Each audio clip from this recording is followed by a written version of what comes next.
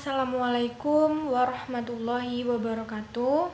Perkenalkan, saya Liza Fibrianti dari kelas Perbankan Syariah 2F, nomor induk mahasiswa 205231209. Di sini saya akan menceritakan sejarah singkat tentang Perjanjian Giyanti dan terbelahnya Jawa. Perjanjian Giyanti ini merupakan perjanjian segitiga politik antara Pakubuwana II, Pangeran Mangkubumi, dan juga Perserikatan Hindia Belanda atau biasa disebut dengan VOC, yang terjadi pada 13 Februari 1755. Nama Giyanti sendiri diambil dari tempat atau lokasi penandatanganan, yaitu di Desa Janti atau dikenal dengan Tugu Kerten Jantiharjo yang berada di Karanganyar, Jawa Tengah. Di masa silam, Perjanjian Giyanti dibuat dalam rangka meredam api konflik yang terjadi secara berlarut-larut pasca perpindahan Keraton Kartasura ke Surakarta. Api geger pecinan masih belum redup dan masih di sumbunya. Ketika itu, Mangkubumi membantu Pakubuwana untuk meredam api konflik yang terjadi, sehingga dia diberi hadiah berupa sebidang tanah yang luas. Akibat dari luasnya tanah yang diberikan membuat kecemburuan seorang pangeran, dan dia pun mengeluhkan ketidakadilan itu kepada Jenderal Baron van Inhofe. Sang jenderal itu pun membuat sebuah keputusan yang membuat Mangkubumi tidak bisa memiliki tanah tersebut. Akhirnya Mangkubumi pun meminta izin kepada Pakubuwana untuk pergi dari wilayahnya. Dan malam harinya dia pun pergi. Dia diberi uang 3.000 perak untuknya dan juga untuk para pengikutnya. Sejak saat itu pecah perang Mangkubumen antara puluhan ribu prajurit Gumpeni dan juga prajurit Jawa. Akibat dari perlawanan ini mendorong Gubernur VOC Utara yang bernama Nicholas Harting mengambil sikap untuk menyelamatkan daerah operasionalnya. Dia melakukan perundingan dengan Pangeran Mangkubumi. Setelah berkali-kali melakukan perundingan, akhirnya dia menyepakati perundingannya dengan Pangeran Mangkubumi, yakni berisi Mangkubumi yang ingin menjadi penguasa Jawa. Tepat pada tanggal 23 September 1754, nota kesepahaman antara VOC dengan Pangeran Mangkubumi terlaksana, dan nota tersebut disampaikan kepada Pakubuwana III selaku pengganti dari Pakubuwana II. Nota tersebut mengaku bahwa Pangeran Mangkubumi mendapat wilayahnya. Pada 4 November 1754, Pakubuwana III menyatakan persetujuan terhadap perundingan antara VOC dengan Pangeran Mangkubumi. Surat pernyataan itu disampaikan Pakubuwana III kepada Gubernur VOC yang bernama Jacob Mosel. Kesepakatan ini mendorong sebuah perjanjian besar yang ditandatangani di Desa Giyanti beberapa kilometer di sebelah timur Surakarta. Penandatanganan perjanjian ini menjadi pangkal terbelahnya Jawa menjadi dua bagian, atau biasa dikenal dengan istilah Palihan Nagari.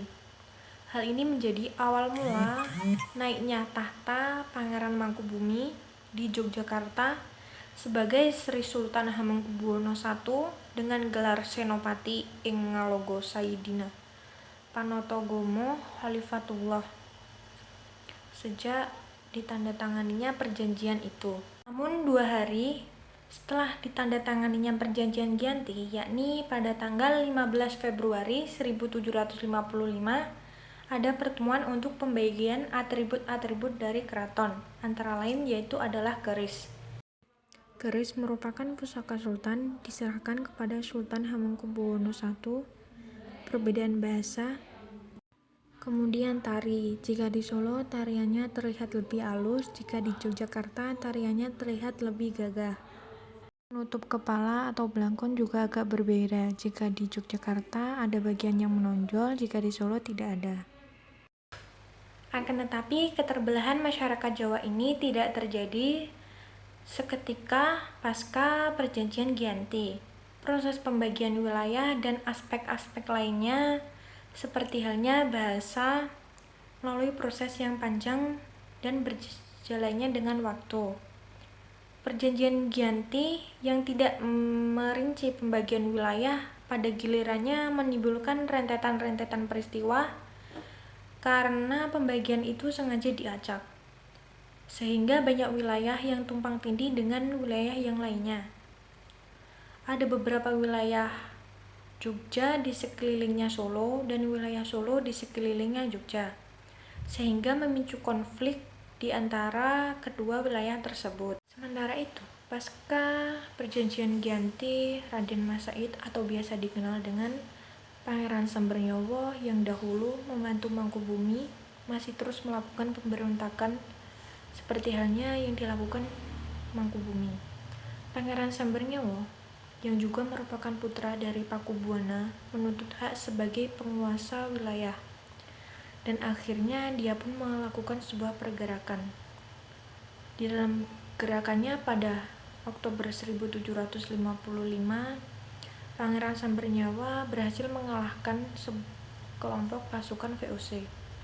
Kemudian pada Februari 1756, dia juga hampir membakar sebuah keraton yang baru saja didirikan di Yogyakarta.